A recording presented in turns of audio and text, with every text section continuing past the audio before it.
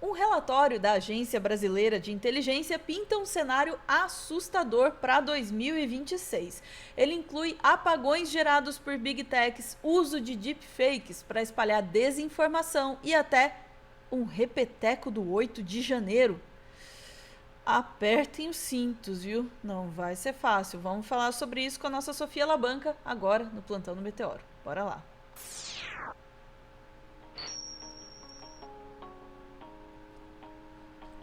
Caraca, Sofia, tá pior do que as previsões do Nostradamus, isso aí, hein? Pois é, Ana, a gente está falando aí do relatório Peraí, Desafios deu de aquela, deu Inteligência. aquela coisinha no seu Tá? áudio, tarará. Mágica, vai, agora vai. A gente está falando do relatórios Desafios de Inteligência divulgado ontem pela ABIN, Agência Brasileira de Inteligência, que basicamente ele vai falar quais são os desafios que o Brasil vai enfrentar pela frente.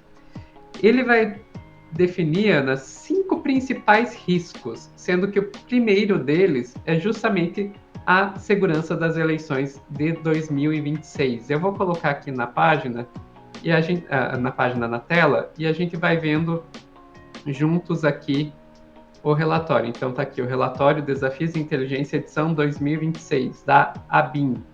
Eu vou pular lá para a página 70 e pouquinhos. Vamos ver que páginas que eu estou aqui. Eita, que agora ele resolve não querer carregar direito. Houve um problema. Vamos tentar PDFs grandes. F5. Vamos lá para a página 71. Aí. Aqui. Então ele vai dizer aqui, Ana. O extremismo, ao fornecer narrativas de deslegitimação do processo eleitoral, pode implicar ameaças concretas, como aquelas que culminaram nos eventos de 8 de janeiro de 2023 e que permanecem como risco para 2026. A inteligência do Brasil está dizendo, olha, aquilo que aconteceu em 2023, assim, gente, o risco em 2026 existe, tá? O risco existe. Sério? É o que está escrito no Sério? relatório. É o Porra. que, é o que está escrito no relatório, Ana. Vamos lá. Eles pegam, falam também sobre outras questões, então eles falam sobre o uso de deepfakes nas eleições e falam, Ana, de outras duas ameaças às eleições que a gente considera que a gente não falava tanto até agora. A gente está falando bastante, mas não falava tanto até agora, que são criminalidade organizada e interferência externa e dois, polarização social e instrumentalização de crenças religiosas. Então eles vão falar aqui, ó, sobre crime organizado. A crescente simbiose entre criminalização da política e politização do crime evidencia a capacidade de milícias e de facções influenciar o processo eleitoral. Em áreas periféricas e de baixa presença estatal, grupos criminosos exercem poder paralelo, controlando a vida da comunidade e, consequentemente, o voto. Essa influência manifesta-se tanto em ações de financiamento de campanhas quanto em ações de coação de eleitores e indicação de candidatos próprios, chegando, em casos extremos, à eliminação de adversários políticos.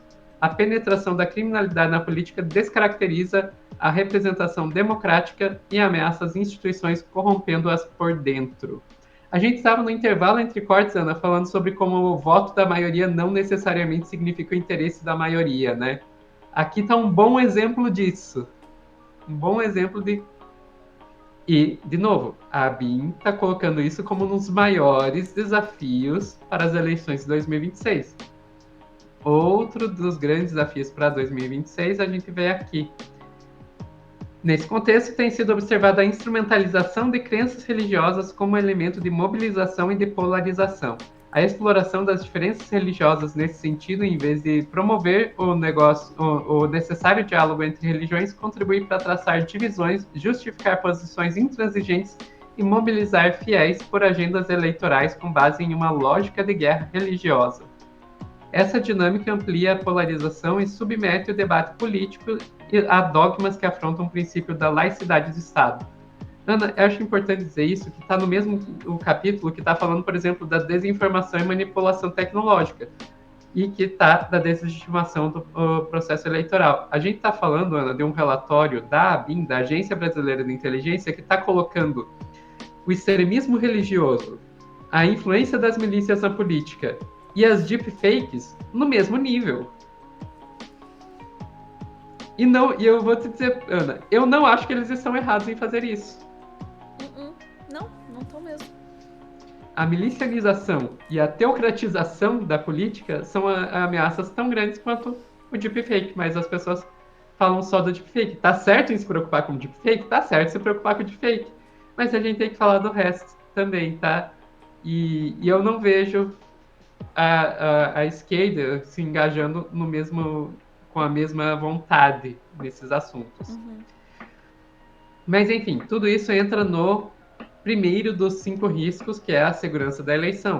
Se fala de outros riscos que o nosso país vai estar enfrentando e deve enfrentar no futuro.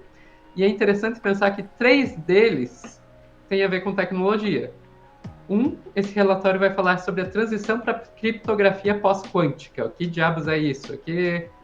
Hoje a gente tem a questão da criptografia, que é o que garante os segredos, né, as senhas, etc., nos computadores. A gente está chegando cada vez mais perto dos tais computadores quânticos, e uma das questões que se prevê com computadores quânticos é eles vão ser capazes de quebrar qualquer criptografia tradicional. Ou seja, senhas, mensagens criptografadas, esquece. Foi-se.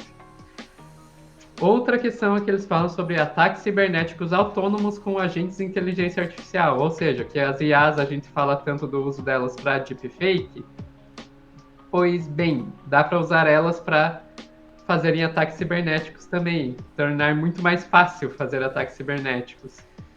É um outro problema que a BIM está apontando para um futuro próximo, como uma ameaça a nível nacional. E a outra é a dependência tecnológica de atores não estatais e interferência externa. Aí eu vou para a parte que eu achei mais assustadora desse relatório, sim, meu Deus, ficar mais assustador que isso, que é quando vai falar aí dessa questão da falta de soberania digital. A gente fala muito sobre falta de soberania digital, Ana, mas eles aqui, esse relatório da BIM conseguiu colocar muito bem o tamanho do problema que é não ter soberania digital. Que é aqui, ó, nesse contexto conflagrado, a dependência tecnológica é uma vulnerabilidade grave e imediata. A assimetria estabelecida pelo controle estrangeiro da infraestrutura digital, em sentido amplo, não contribui apenas para o desequilíbrio comercial, ela representa um vetor estrutural de acesso e influência para os Estados-nação que sediam ou regulam essas corporações, transformando a tecnologia em ferramenta de projeção de poder estatal. Considerando a ameaça de interferência externa, a dependência tecnológica multiplica os riscos em vários níveis, permitindo a combinação de métodos de interferência em campanhas complexas de difícil detecção, atribuição e obstrução e neutralização. Traduzindo tudo isso, aqui está dizendo, olha, a gente depende de tecnologia dos outros. Depender de tecnologia dos outros significa que os países que detêm essas tecnologias podem usar isso para fazer com que a gente ceda aos interesses deles. Então não é só uma questão comercial, e a gente depende, tem que ficar pagando dinheiro para que vai sair para fora do país, ou que a gente não tem competição interna. Não. É o fato da gente depender deles significa que eles podem usar a nossa dependência para fazer o nosso país inteiro dobrar de joelhos diante de outro país.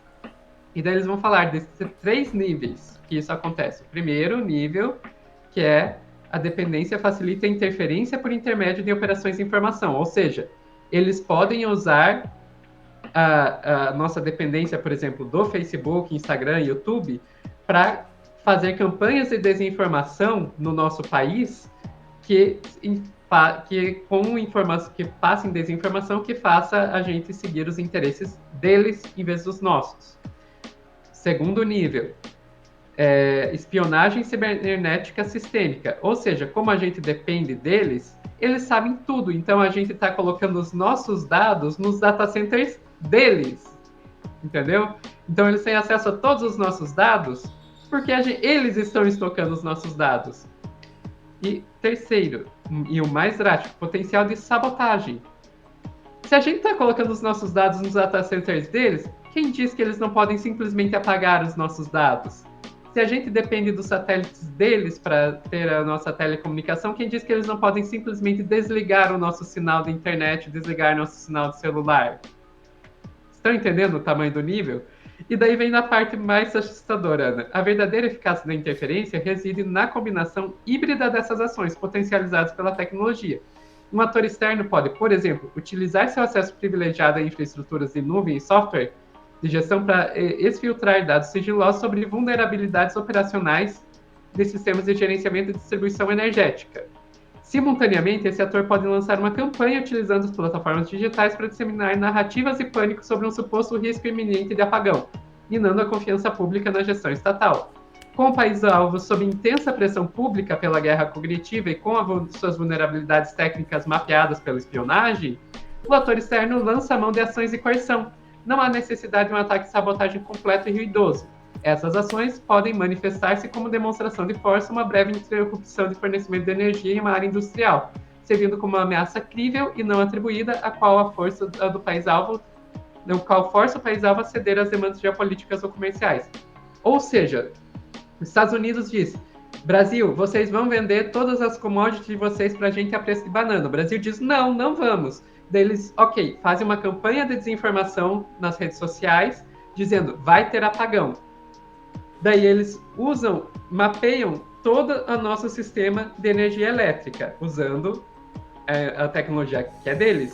E daí eles vão lá e desligam um interruptorzinho só numa regiãozinha lá, só para provar que podem desligar a nossa energia elétrica. E tudo isso já com toda a campanha de desinformação, fazendo o país inteiro ficar contra o governo, porque o país inteiro acredita que é culpa do governo se acontecer um apagão. Qual o governo que não vai ceder? É basicamente esse cenário que eles estão descrevendo. E, Ana, isso aqui é bem real. É bem possível. Isso aqui não é coisa de ficção. Isso pode acontecer. A BIM está dizendo que pode acontecer. E, Ana, tanto eu quanto você, cobrindo toda essa questão de soberania digital, de tecnologia, como a gente cobre aqui no Meteoro, nós dois sabemos que sim, isso é perfeitamente possível. Ok, eu tô mandando uma mensagem aqui pra minha terapeuta para aumentar o remédio da ansiedade, né? E depois a gente faz uma promoção aí pro chat também. Mas falando bem sério, sabe qual é a parte mais assustadora? É que a gente já meio que viu mecanismos parecidos sendo trabalhados, especialmente essa combinação nefasta da desinformação com uma ação que não precisa mais ser completa. Então essa ideia de um ataque que a gente tem, que é um país vai vir e vai meter bomba no país e tal, e vai vir com exército e vai entrar, não é bem assim que a coisa funciona mais. A desinformação, ela torna o próprio povo do país em uma arma do interesse externo.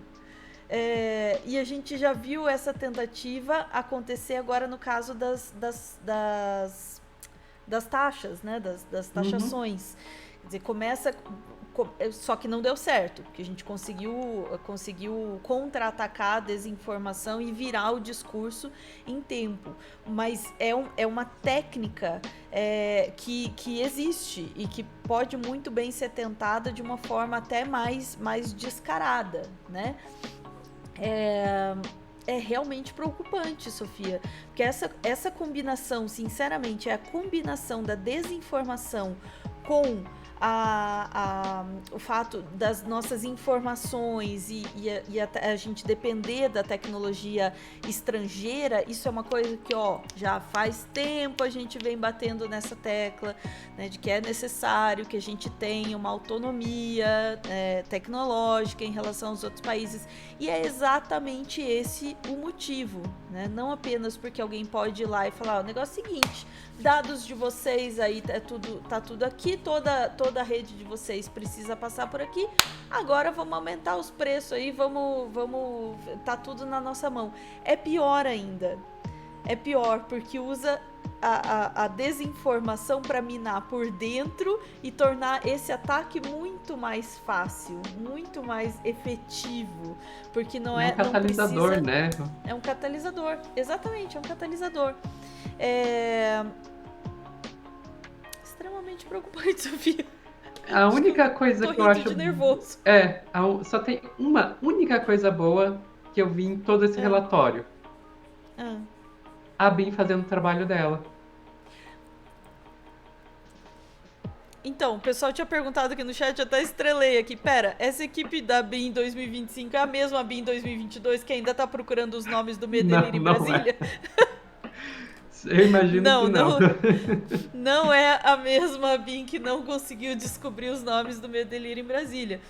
É outra BIM e o fato desse relatório estar sendo produzido, você tem razão, Sofia, vamos se agarrar nessa informação. O fato deste relatório ter sido produzido pela nossa inteligência já nos mostra que a nossa inteligência está trabalhando de uma forma diferente do que vinha trabalhando, né, até há pouco tempo aí, né? Só está faltando aí a gente entender exatamente o que é que a gente faz para se segurar. Pois é, esse relatório aí, basicamente, ele vai dizer a gente precisa de soberania digital. Ponto. Exatamente. A gente precisa de soberania digital. E aí, para ser bem breve, sabe como que a gente vai conseguir soberania digital? Não é... Desculpa, eu vou ser bem chula agora, não é abrindo as pernas para as big techs para, né? Como forma de negociação, tá, governo Lula? Não é não regulando Big Tech, tá, governo Lula? Não é assim que a gente vai ter soberania digital. Não é pegar e encher aqui de data center gringo no nosso país e querer chamar isso de soberania digital. É disso que eu tô falando. Botar data center gringo no nosso país não é soberania digital. Tinha que estar acontecendo o contrário. A gente tinha que estar trazendo as nossas coisas para cá e não botando as coisas deles aqui, dando né, espaço, recursos e abrindo e desregulando e enfim, nada disso nos vai levar mais perto da soberania digital, não, que já é difícil, mas a gente está indo na direção contrária. Estamos avisando. O Gustavo Hort está dizendo aqui a solução é infraestrutura e isso demora para ser construída, por baixo de uma década. É infraestrutura e pessoal, né? Também é recursos humanos. Demora? Demora. Eu concordo, isso vai décadas aí. Mais de uma década no mínimo. Dito isso, tem que começar. E a gente fica nessa de, vai demorar, sim, vai demorar. Mas se a gente não começar, aí que não vai ter nunca. E eu sei que eu tô me aproveitando que é a Sofia que tá no corte. Eu sei que a gente já estourou completamente o tempo. Mas o que é que aconteceu no caso é que eu sou fascinada pela história do Ela Link, né, o cabo que o Brasil construiu para não ir para os Estados Unidos, né? Levamos um tempão para construir. Quando tava na hora da gente fechar o último acordo para a gente ter o domínio do cabo, ser exclusivo do Brasil, os nossos dados irem para a Europa diretamente, não passarem necessariamente pelo NAP das Américas nos Estados Unidos, o que aconteceu? O governo Bolsonaro tirou o dinheiro da empresa brasileira, que era quem iria pagar por essa exclusividade, e hoje o cabo não é nosso. Vamos nem falar sobre a base de Alcântara, senão a gente não sai daqui hoje. Exatamente.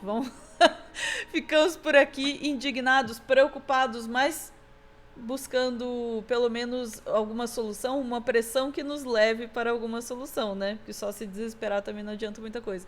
Vamos lá, a gente volta em instantes para mais notícias preocupantes do dia. Beijos.